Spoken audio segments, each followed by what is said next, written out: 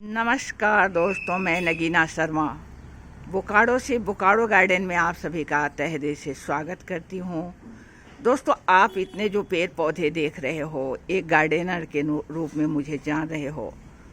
आज मैं बताने जा रही हूँ कि इसकी नींव कैसे पड़ी, कैसे हमने गार्डनिंग शुरू किया। तो चलिए आज मेरी कहानी आपको बताती हूँ कि कैसे गार्डनिंग की शुरुआत हुई। दोस्तों, करीब मुझे याद आ रहा है कि मैं बचपन में थी, 7-8 साल की रही होंगी। तो मेरे बचपन की एक सहेली का बगल में क्वार्टर था, घर था। उसके पास बहुत सारे पौधे लगे हुए थे, बहुत अच्छा गार्डन था, कपूर फैमिली था और उसकी बच्ची जो थी हमारी सहेली थी।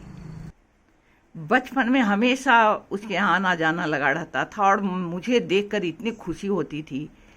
वहाँ इतने सारे फ्लावर्स और फूल प्लांट देखकर मुझे बहुत अपार खुशी होती थी। मैं सोचती थी कि काश मेरे पास भी जगह होता और मैं भी उसमें पेड़ पौधे लगाया करती, लेकिन दुर्भाग्यवश मेरे पास उतना कुछ जगह नहीं था। और इस कारण से मुझे क्या हुआ कि लगता था कि मेरा शौक़ ऐसे ही रह जाएगा। लेकिन एक दिन मेरी सहेली ने कहा कि ये जो गुलाब है, गुलाब का पौधा है, इसको तुम लगा सकती हो, अपने घर ले जा सकती हो और थोड़ी सी नाले के पास जो तुम्हारी जगह है उसी में ले जा करके इसको लगा दे सकती हो।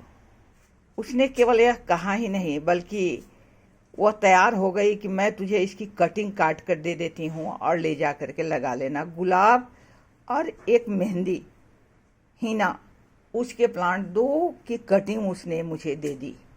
मेरी खुशी का ठिकाना नहीं था कि अब तो मेरे यहाँ भी पौधे लगेंगे, मेरे भी पौधे बनेंगे और मैं भी उसको देख देख कर खुश होते रहूँगी कि ये मेरे पौधे लग गए हैं।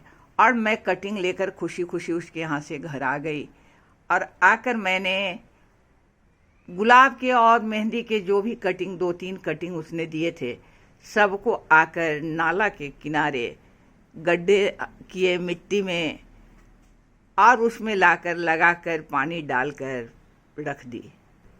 दोस्तों, उस रात जब सोने गई तो मुझे लगता नहीं था कि इस रात का भी सवेरा होने वाला है, क्योंकि मन में कहीं बैठा हुआ था कि सवेरे जो पौधे हमने लगाए हैं उसमें ढेर सारे ब्रांचेज और लिव्स आ गए होंगे। और इसी उधेड़ बुन में रात भर नींद नहीं आई, किस तरह से सवेरा हो और कब जाकर उसको देखें।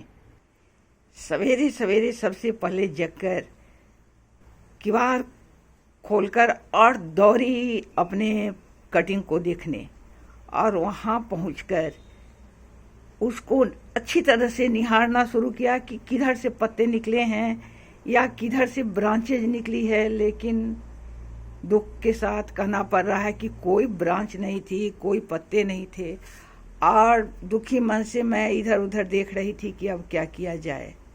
इतने में मुझसे भी छोटी जो 5 साल की मेरी बहन थी, सिस्टर थी, वो आ गई और उसने कहा कि देखो दीदी, ऐसा है कि इसको उखाड़ के देखो, हो सकता है कि नीचे रूट आ गए हों। फिर क्या था, हमने उसको नीचे ज़मीन से निकाला और उसमें रूट की अच्छी तरह से चेकिंग की कि कोई रूट निकला है क्या, लेकिन कोई रूट भी नहीं था। बहुत तकलीफ के साथ, दुख के साथ उसको फिर से ज़मीन में वैसे ही गाड़ कर फिर मैं घर के अंदर आ गई। दोस्तों, ना तो अब खाने में मन लग रहा था, ना स्कूल जाने की इच्छा हो रही थी, कोई भी चीज़ अच्छा नहीं लग रहा था। सोची चलो आज जब स्कूल में मुलाकात होगी तो मैं उसे बताऊंगी कि तुम्हारी दी हुई गुलाब और मेहंदी की कटिंग लगी नहीं। मुझे क्या पता था कि एक दिन में कटिंग नहीं लगती है। जब पहुंचकर अपने दोस्त को बताया तो उसने कहा उसकी उम्र भी तो मेरे ही बराबर थी, उसे भी समझ में नहीं आया कि कटिंग क्यों नहीं लगी। उसने मुझे बहुत अच्छे गार्डनर की तरह सजेस्ट किया कि हो सकता है तुमसे कोई गलती हो गई हो, तो आज आकर तुम फिर दूसरी कटिंग ले जाओ।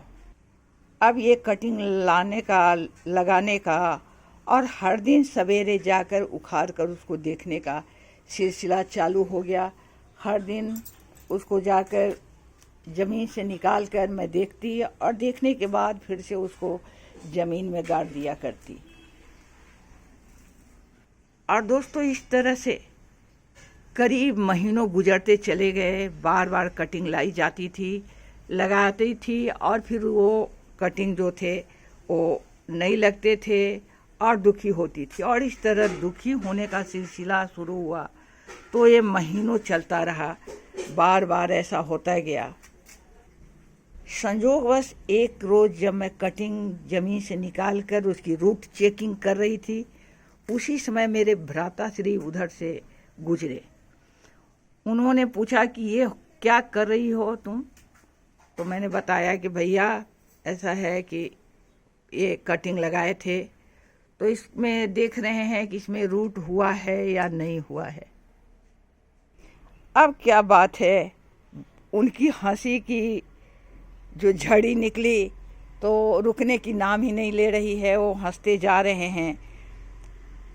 मेरे समझ में नहीं आ रहा था कि ये हंस क्यों रहे हैं। मेरी कटिंग नहीं लगी, इसमें हंसने की क्या बात है। हम लोग अपने बड़े भाई से बहुत डरा करते थे। डर से मैं पूछ भी नहीं सकती थी कि भैया आप हंस क्यों रहे हो।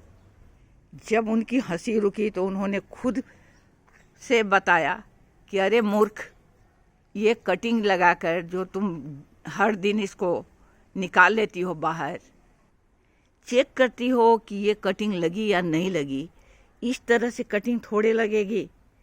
कटिंग लगा दो, इसको बनने में, पौधा बनने में 20 दिन 1 महीना का समय लग सकता है। और उसके बीच में आपको कुछ नहीं करना है। आपको केवल ये देखनी है कि कटिंग जो आपने लगाई है वो सूख गया है, पानी वहाँ सूख रही है, नमी बरकरार है या नहीं है। अगर नमी बरकरार नहीं है तो आपको उसमें फिर से पानी डाल देनी है और कुछ भी नहीं करना है। चुपचाप से हर दिन जाकर देख लो, पानी देखो, अगर नमी नहीं है तो नमी देख लो, नमी पानी डाल दो और बस चुपचाप से छोड़ दोगी, तभी ये कटिंग तुम्हारे लगेंगे। और दोस्तों उस दिन का दिन है और आज का दिन है। अब मुझे खुशी हो रही है कि मैं जो भी कटिंग लगाती हूँ, जो भी सीड लगाती हूँ, ग्राफ्टिंग करूँ, एयर लेयरिंग करूँ, सबके सब सक्सेसफुल हो जाते हैं।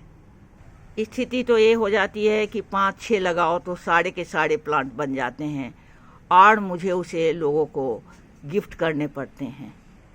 दोस्तों अब ज़िंदगी का दूसरा पक्ष शुरू होता है। मैं शादी के बाद शिक्षक बन जाती हूँ। बच्चों को पढ़ाना, घर संभालना, अपने बच्चे को संभालना, इन सारी जवाबदेहियों को संभालने में समय ही नहीं मिल पाता कि पेड़ पौधे से लगाव रखा जाए। फिर भी मैं तो हार मानने वाली नहीं थी। जहाँ भी जाती, किसी भी सहेली के यहाँ जाती, वहाँ से कटिंग लाया करती और उसको लगाया करती। और इसी तरह से ज़िंदगी चलती गई और धीरे धीरे करके शौक़ भी बढ़ता गया, पेड़ पौधे की संख्या भी बढ़ती गई। और इस तरह से जो मुझे काम करते लोगों ने देखा, पेड़ पौधे से लगाव देखा, तो उन लोगों का ये था कि भाई आप इतने जो जानकारी रखे हो, उस जानकारी को आप लोगों में भी शेयर करो। क्योंकि मेरे जान पहचान वाले जो थे,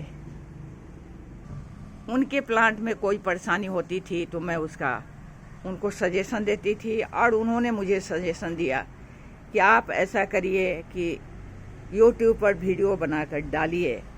और फिर दोस्तों मैंने एक वीडियो बनाई और आप लोगों के सामने उसको रखा, यह सोचते हुए या पूछते हुए कि क्या मैं आपको वीडियो शेयर करूं। अगर आपका रिस्पांस अच्छा आएगा तो मैं ज़रूर वीडियो शेयर करूंगी, नहीं तो मैं एक वीडियो शेयर करके ही बंद कर दूंगी। दोस्तों मुझे खुशी है कि आप लोगों के रिस्पांस इतने अच्छे आए,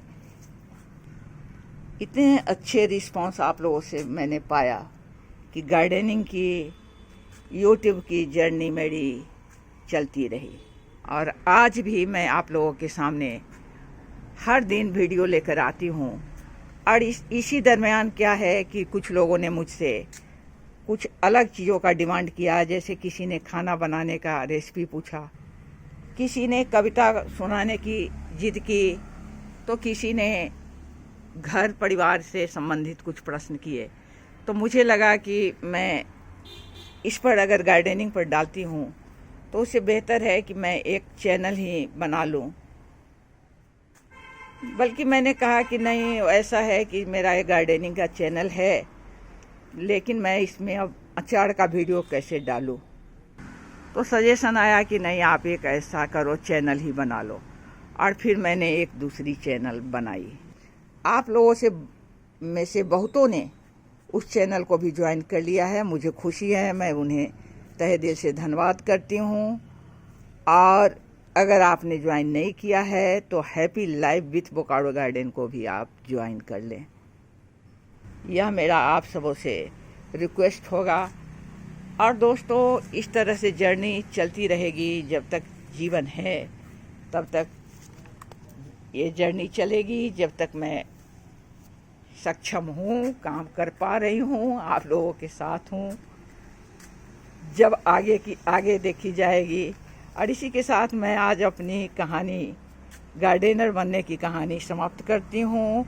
और आप सबों को, जो आप लोगों ने इतने प्यार दिए हैं, आप सबों को भी धन्यवाद करती हूँ। और अपने भ्राता श्री को भी मैं गुरु मानते हुए उनको भी धन्यवाद करती हूँ। और इसी के साथ मैं विदा लेती हूँ। अगली वीडियो में फिर मुलाकात होगी। तब तक के लिए आप सबों को नमस्कार, आदाब, सत श्री अकाल। और मेरे बच्चों को मेरा बहुत बहुत प्यार।